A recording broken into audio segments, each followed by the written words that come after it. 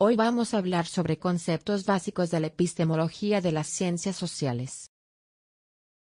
Al finalizar el video estarás en capacidad de responder las siguientes preguntas: ¿qué son las ciencias sociales?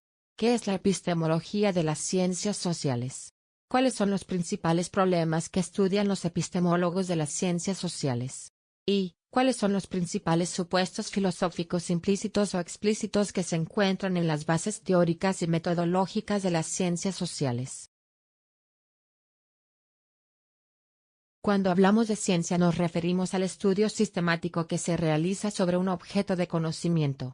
Así, las ciencias naturales estudian los objetos de la naturaleza, mientras que en el caso de las ciencias sociales el objeto de estudio es la sociedad conformada por seres humanos. Los científicos sociales buscan entender la naturaleza de la gente y de la sociedad. ¿Qué significa ser realmente humano? ¿Qué define a una persona? ¿Su historia? ¿Sus antecedentes familiares? ¿Su trabajo? ¿Sus luchas? ¿Sus triunfos? El medio ambiente de su ubicación, y los recursos naturales en esa ubicación que determinan sus roles. ¿Cómo es una persona? Está definido por su género, su raza, su profesión, por la proximidad con otras personas y cómo éstas lo influencian. ¿Cómo se comporta? ¿Qué se espera de esa persona, y si cumple con los roles que se esperan de él o ella? ¿Dónde se originan sus acciones? En sus pensamientos. ¿Dónde se originan esos pensamientos? ¿Cuáles son sus motivaciones, y sus emociones? Las ciencias sociales también estudian los grupos de personas, las familias, las comunidades, las ciudades, los países, quién está a cargo de esas comunidades, las relaciones de poder en su interior, su estructura, quién ejerce el liderazgo, cómo son las interacciones dentro de esos grupos, etc. El concepto básico de sociedad que es objeto de estudio de las ciencias sociales no es fácil de determinar. ¿Se refiere a la humanidad con todos los grupos en los que se divide y la forman? ¿La totalidad de los hombres que viven en una época determinada? ¿O bien, a las diferentes formaciones sociales en su interior? ¿La sociedad compuesta de individuos, instituciones y situaciones? La sociedad es producto de los hombres, pero es independiente de ellos. Entre las ciencias sociales encontramos la sociología, la ciencia política, la psicología, la educación, la antropología, la historia, la economía, y el derecho. La palabra epistemología proviene de dos raíces griegas, episteme que significa conocimiento y logos que significa estudio o ciencia. Por tanto, en general la epistemología es el estudio del conocimiento. La epistemología analiza los supuestos filosóficos de las ciencias, su objeto de estudio, los valores implicados en la creación del conocimiento, la estructura lógica de sus teorías, los métodos empleados en la investigación, y en la explicación o interpretación de sus resultados, y la confirmabilidad y refutabilidad de sus teorías. Los marcos epistemológicos que se presentarán en el curso se refieren a ciencias como la sociología, la ciencia política, la psicología social, la educación, y la antropología.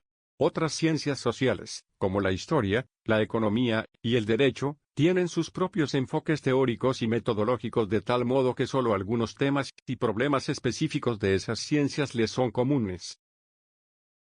Los epistemólogos de las ciencias sociales se han referido a 5 problemas principales: el objeto de estudio propio de las ciencias sociales, la naturaleza del conocimiento que se obtiene por medio de la investigación, las relaciones entre el objeto investigado y los valores del investigador, los supuestos ontológicos y noseológicos de las ciencias sociales, y la función final que debe cumplir la investigación de acuerdo con el modelo elegido para la construcción de las ciencias sociales. La respuesta a la pregunta sobre el objeto de estudio de las ciencias sociales se ha movido entre el estudio de la sociedad en general y el estudio de pequeños grupos sociales. Cuando se estudia el sistema social en su totalidad se utiliza un enfoque macrosocial, y cuando se estudian pequeños grupos se emplea un enfoque microsocial. En este enfoque el investigador logra conocer, directa y experimentalmente, el funcionamiento de dichos grupos sociales. En cuanto al conocimiento que se va a obtener con la investigación, en las ciencias sociales se discute si los fenómenos sociales deben ser analizados mediante un enfoque cuantitativo, utilizando técnicas estadísticas. o si se analizan desde un enfoque cualitativo, con descripciones más detalladas y ricas al considerar que las generalizaciones no son posibles ni deseables en las complejas realidades sociales. Al pensar en la relación existente entre el objeto que se investiga y el investigador, es importante preguntarse si el investigador influye o no en el objeto de investigación en cuanto está constituido por personas, si es posible la objetividad en las ciencias sociales, o si los valores del investigador perturban la investigación social. El problema de los supuestos ontológicos y noseológicos de las ciencias sociales está constituido por la adhesión en mayor o menor medida, de manera consciente o inconsciente, que los investigadores de las ciencias sociales tienen a ciertas concepciones de la naturaleza de las cosas en la realidad social, y de sus posibilidades de conocer dichas cosas. La preocupación por la función final que debe cumplir la investigación de acuerdo con el modelo elegido para la construcción de las ciencias sociales se relaciona con las preguntas acerca de ¿cuándo podemos entender un determinado suceso social? Y ¿qué deben buscar en última instancia las ciencias sociales mediante sus teorías y sus métodos de investigación? Para algunos epistemólogos e investigadores las ciencias sociales deben explicar los fenómenos que estudian, mientras que para otros el objetivo final de estas ciencias consiste en la interpretación de los fenómenos investigados. A continuación se presentan los principales supuestos que desde la filosofía soportan la construcción de las ciencias sociales. Es importante mencionar que en sentido estricto, el contenido mismo de las ciencias no comprende conceptos filosóficos como tal, pero ellos soportan los supuestos básicos referidos a la naturaleza de los objetos a los cuales se refieren, y las posibilidades y niveles del conocimiento que se pueden lograr de ellos. Las ciencias sociales contienen diversas hipótesis ontológicas y noseológicas las cuales, en una dimensión más amplia, también se encuentran en diferentes concepciones del mundo que forman parte de diversas escuelas filosóficas. En las escuelas filosóficas que se presentarán, se ha puesto énfasis en la forma en que enfrentan el problema del conocimiento de los objetos naturales y sociales. Algunas escuelas estudian el origen del conocimiento, mientras que otras estudian su esencia, es decir, la relación entre objeto y sujeto.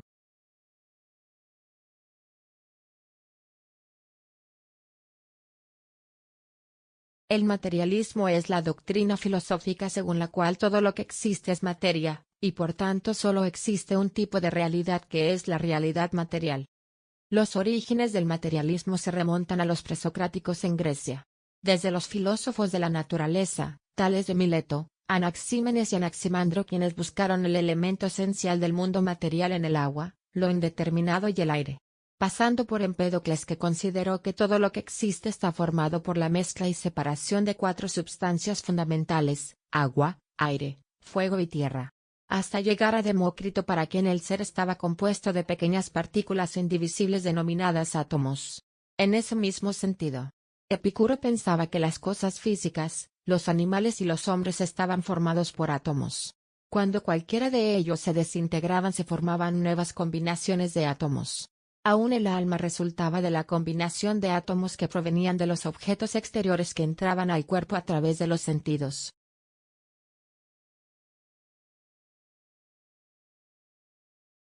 Ya en el siglo XIX Carlos Marx y Federico Engels fundaron el materialismo histórico y dialéctico. Para ellos, la naturaleza es la materia que tiene existencia con independencia de cómo es pensada. Nuestra concepción del mundo descansa sobre prejuicios. Las condiciones que determinan el modo de ver las cosas, de pensar y de obrar de los hombres, y junto con ello todo el proceso de la historia humana son de orden material y deben ser explicados en términos físicos.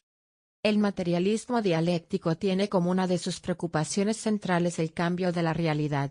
Consecuentemente, considera al mundo como un proceso en el cual, históricamente, se dan fenómenos nuevos y cada vez más complejos a partir de los más simples, siguiendo las leyes de la dialéctica.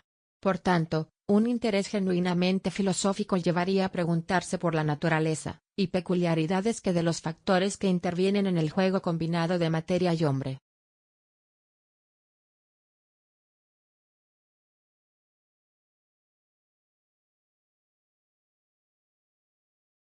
Sino después de que se hubieran podido examinar los movimientos efectivos de los astros. Si bien los racionalistas no desatienden la experiencia, para ellos reviste mayor importancia la razón que los hechos. Spinoza distingue 4 modos de conocer. El primero es un saber que nos viene de escucharlo de otros, por ejemplo los hechos del día de nuestro nacimiento.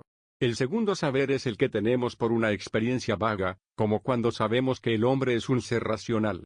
El tercero es el conocimiento que deducimos de una cosa a otra, como cuando concluimos del efecto la causa pero no sabemos de manera clara cuál es su relación. Y el cuarto es el saber que concluimos de una cosa a partir de su esencia, por ejemplo que 2 más 3 es igual a 5. Solo esta última es la forma perfecta y cierta de conocer, y es la que hay que procurar para descubrir los elementos a prióricos y esenciales del saber.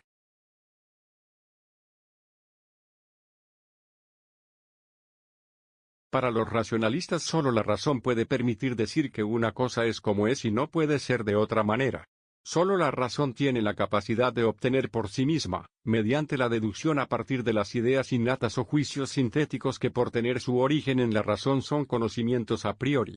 Leibniz afirmaba que nuestros razonamientos estaban fundados sobre 2 grandes principios, el de contradicción y el de la razón suficiente. En virtud de este último, ningún hecho ni ningún enunciado pueden ser tenidos como verdaderos sin que haya una razón suficiente, aunque algunas veces estas razones no podamos conocerlas.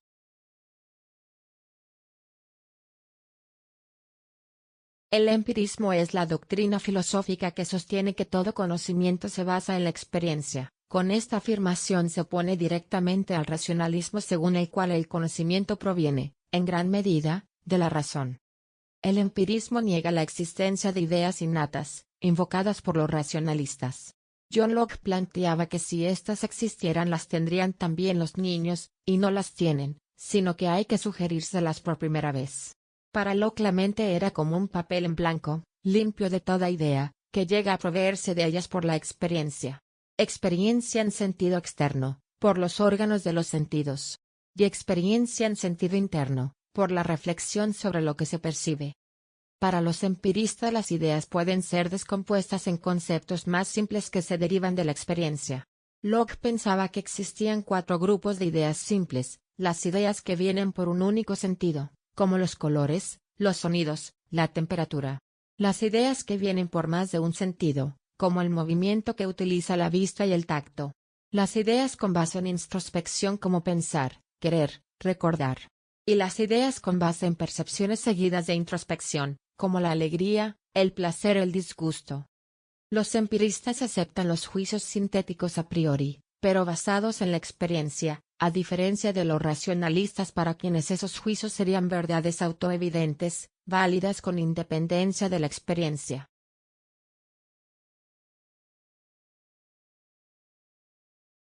Hume rompe con la metafísica tradicional. Al considerar que algunos conceptos no son genuinos ya que no se les puede asignar ningún significado desde la experiencia, por ejemplo, el concepto de sustancia de los racionalistas, que es una mera palabra de carácter metafísico, pero que no significa nada. Hume pensaba que con el material recibido por la experiencia podemos efectuar combinaciones que enriquecen nuestro caudal cognitivo, por medio de la asociación de las ideas. Según él existen 3 leyes de asociación: la semejanza, la contigüidad espacio-temporal, y la causalidad. Para John Stuart Mill lo que elabora la ciencia es exclusivamente el material de la experiencia, y la interpretación que se hace de este a partir de la lógica inductiva. La investigación en las ciencias sociales tiene bases en algunos supuestos del empirismo, el valor dado a la experiencia como origen del conocimiento, y como última instancia de contrastación de las teorías. Pero, justamente, en cuanto reconoce que la ciencia está compuesta de teorías, el empirismo científico reconoce el papel de la razón en la práctica científica y en el desarrollo de la ciencia. En tal postura se puede ubicar al sociólogo francés Émile Durkheim.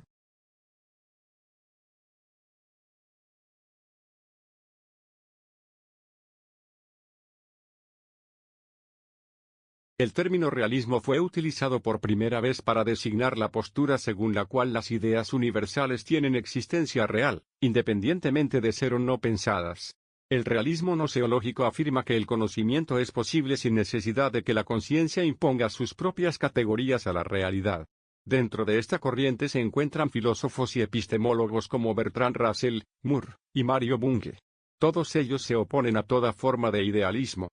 Dentro del realismo noseológico se distinguen tres versiones: primero, el realismo ingenuo, para el cual el conocimiento es una reproducción exacta de la realidad; segundo, el realismo crítico, que afirma que no podemos aceptar sin crítica el conocimiento dado por los sentidos, pues debemos someter a examen tal conocimiento para comprobar en qué medida corresponde a la realidad tal cual ella se da; y tercero, el realismo científico, para el cual es la ciencia la que proporciona el mejor conocimiento de la realidad. En ese sentido, Bunge señala que la ciencia se está tornando cada vez más materialista al estudiar entes materiales, tanto en las ciencias naturales como en las ciencias sociales, donde se estudian sistemas sociales tales como economías y culturas. La ciencia contemporánea puede caracterizarse como el estudio de objetos materiales por medio del método científico, y con el fin de encontrar y sistematizar las leyes de tales objetos.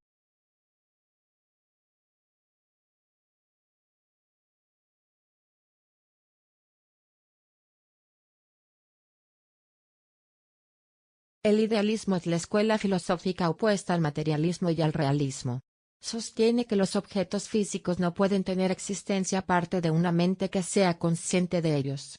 El idealismo ha tomado diversas expresiones, pero todas ellas pueden caracterizarse por la importancia central dada a la conciencia, a las ideas, al pensamiento, y al sujeto, en el proceso del conocimiento. Desde Platón, quien consideraba a priori los conceptos fundamentales de todo conocer, conceptos tipo o esencias como lo bello, lo bueno, lo recto, que jamás podrían ser adquiridos por la experiencia, sino traídos a la conciencia mediante el recuerdo. Pasando por Hegel con su idealismo absoluto alemán, según el cual no solo en el principio estaba la idea, sino que siempre es, lo crea todo y lo es todo. Los objetos son engendrados por ideas que son independientes de la conciencia humana. Los objetos implican un sujeto, pero el sujeto también implica un objeto, aun cuando el sujeto es considerado anterior a aquel. En definitiva, la materia es una manifestación del espíritu. De acuerdo con Berkeley, no hay realidad en el mundo material corpóreo, sino solo contenidos de conciencia, representaciones, o ideas. Fichte, por su parte, reduce al sujeto todas las cosas. Para los idealistas subjetivos como Schelling, Fichte y Berkeley, la existencia de los objetos consiste en ser percibidos. Por su parte, Kant basó su idealismo trascendental en el argumento según el cual el conocimiento se apoya en sensaciones referidas a un mundo compuesto de fenómenos, que denomina cosas en sí, pero de cuya realidad nada sabemos ni podremos saber. Sin embargo, si bien la mente, la razón, no puede imponer una estructura a la realidad como tal, puede hacerlo sobre las apariencias, ya que ella posee ciertas categorías a priori, como sustancia y causa, que son independientes de toda experiencia sensorial. El positivismo es la escuela filosófica según la cual todo conocimiento, para ser genuino, debe basarse en la experiencia sensible. Saint-Simon aplica la palabra positivo a las ciencias que se basan en los hechos que han sido observados y analizados. El progreso del conocimiento solo es posible con la observación y el experimento, y según esta exigencia se debe utilizar el método de las ciencias naturales. La pretensión de algunos filósofos de buscar conocimientos por medio de especulaciones metafísicas son intentos perdidos. Francis Bacon puede ser considerado el padre de esta escuela. Más valiosa que la finalidad que prescribe Bacon al saber, fueron los métodos que señaló a las ciencias y a la investigación. Al examinar los métodos con mayor frecuencia utilizados, indicó que no era lícito proceder con prejuicios, y que para una restauración de la ciencia era necesario poner en primer plano a la inducción. Señaló que existían 4 ídolos: los ídolos del teatro, aquellas ideas que se mantienen por tradición de escuela; los ídolos de plaza, las ideas que el hombre escucha, y tiende a creer y repetir sin pensar por sí en su significado; los ídolos de la caverna, ideas personales favoritas que el hombre tiende a encapsular, para ver después todas las cosas a través de ese lente; y los ídolos de la tribu, aquellos prejuicios humanos genéricos por los cuales se subjetiviza lo objetivo, como los antropomorfismos. El positivismo alcanza su madurez con Augusto Comte, en su Ley de los 3 estados por los cuales atraviesa la historia del espíritu humano. La primera fase es la mitológica teológica, en la que el hombre hace depender los fenómenos naturales de la voluntad de poderes personales superiores, atribuidos primero a cosas inanimadas, fetichismo, después a un grupo de dioses, politeísmo, y más tarde a un único dios, monoteísmo. La segunda fase, un período metafísico en el que se sustituye el antropomorfismo por las fuerzas, naturalezas intrínsecas, o almas. En todo lo cual no hay todavía más que ficciones. Y la tercera fase, denominada el período positivo, donde conoce el hombre cuál es la misión y esencia del saber humano. En esta se limita el hombre a saber lo positivamente dado, es decir, lo aprehensible por la experiencia sensible externa e interna, y realmente se nos da de un modo inmediato. Para Comte esto es ya realidad y no ficción.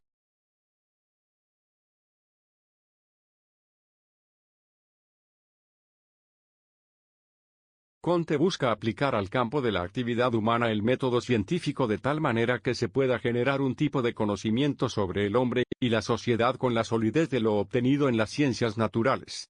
En este intento, insiste en la primacía del concepto de proceso y se preocupa de manera particular por ofrecer una explicación científica sobre los procesos históricos. El positivismo lógico aceptado por los neopositivistas del Círculo de Viena parte de que la única fuente de conocimiento es la percepción sensible. Para ellos el sentido de todo enunciado científico se agota en la descripción y posterior transformación de datos sensibles, mediante un análisis y sintaxis de la lógica moderna. Una proposición solo tiene sentido si se apoya en un modo efectivo de verificación. Las proposiciones que no se apoyan en un modo de verificación por la experiencia, de manera sensible, no pueden ser verdaderas ni falsas. Por lo tanto, solo las proposiciones empíricas son auténticas proposiciones. Con el propósito de unificar el lenguaje de las ciencias utilizan el lenguaje de la física, fisicalismo.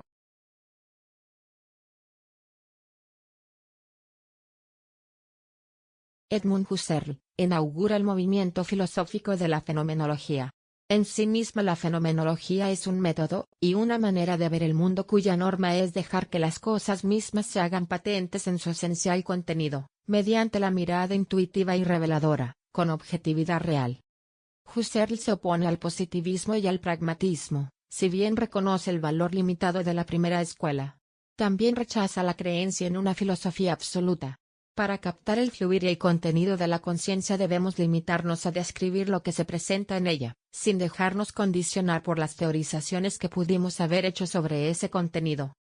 La conciencia para Husserl es siempre una conciencia intencional, es decir, conciencia de alguna cosa. Implica una relación con un objeto. Para acceder a las esencias que aparecen en los fenómenos que se dan en la conciencia es necesario purificarlos mediante el procedimiento metodológico de la reducción eidética, la cual significa poner entre paréntesis todo lo individual y contingente que aparece en el fenómeno dado en la intuición empírica o por las imágenes de la fantasa para quedarse con la esencia del fenómeno. La reducción eidética se acompaña de la reducción trascendental o reducción fenomenológica, que también pone fuera de juego la existencia del mundo que me rodea y la existencia del propio analista, con sus actos psíquicos, sus intereses, etc. Lo que queda después de estas reducciones es la conciencia pura, sus vivencias y sus contenidos. Husserl la denomina conciencia trascendental. Si bien la reducción fenomenológica, con la cual se llega a este campo, implica la aceptación de un idealismo trascendental, Husserl no niega la existencia de un mundo real, solo la ha puesto entre paréntesis. En la conciencia pura se realiza la constitución del sentido de los fenómenos captados, pero reducidos por ella. La obra de Ludwig Wittgenstein, filósofo austríaco que representa aspectos particulares del empirismo y del positivismo lógico, comprende concepciones del lenguaje en relación con los objetos de la realidad. No pretende teorizar ni explicar nada, salvo describir el fenómeno del lenguaje. Es por eso que se conoce el movimiento como filosofía analítica del lenguaje. Para Wittgenstein el mundo no es la totalidad de las cosas, sino la totalidad de los hechos, que son figuras de las cosas. Todo lo que puede ser pensado puede ser expresado por el lenguaje. Pero la única función significativa del lenguaje consiste en describir los hechos. El lenguaje tiene como propósito principal establecer hechos, para lo cual necesita hacer una figura de ellos. Este proceso implica establecer una correspondencia entre el plano de lo real y el plano lingüístico. En su tratado lógico-filosófico pretende establecer los límites de aquello que puede decirse con significado. El significado de las palabras se define por su uso. Solo cuando se sabe cómo han de ser usadas las palabras, sea para interrogar, describir objetos, nombrar, etc. Solo entonces, puede decirse que se conoce y se puede hablar un cierto lenguaje. La tarea del filósofo consiste en colocar las palabras en su uso cotidiano, las cuales expresan la forma de vida de la comunidad.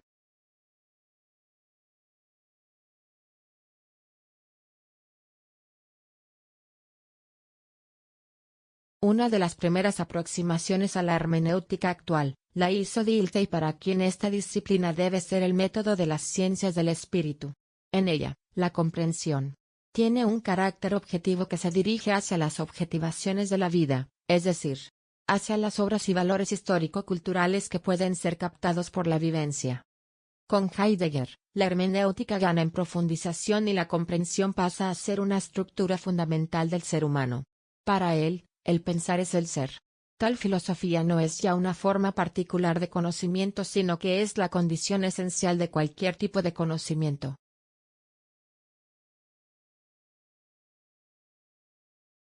A partir de Gadamer, la hermenéutica deja de ser un método, para convertirse en una doctrina filosófica con una propuesta coherente acerca de la comprensión. Ya su objeto no es la exploración del ser individual, sino la investigación del ser histórico.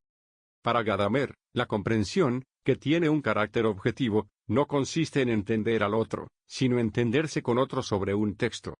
Un texto puede ser un acontecimiento histórico, una obra de arte, etc., pero en cualquiera de esos casos, la comprensión que se logra es histórica, en cuanto ese acontecimiento u objeto está mediado históricamente.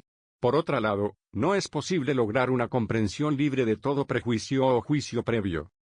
Toda comprensión se realiza dentro de un círculo hermenéutico. Comprender no significa trasladarse a la época del autor del texto o del acontecimiento estudiado, sino que supone una fusión de horizontes, con lo cual se define un horizonte más amplio que los abarca. Por ello, Gadamer dice que el intérprete de un texto lo comprende mejor que su autor.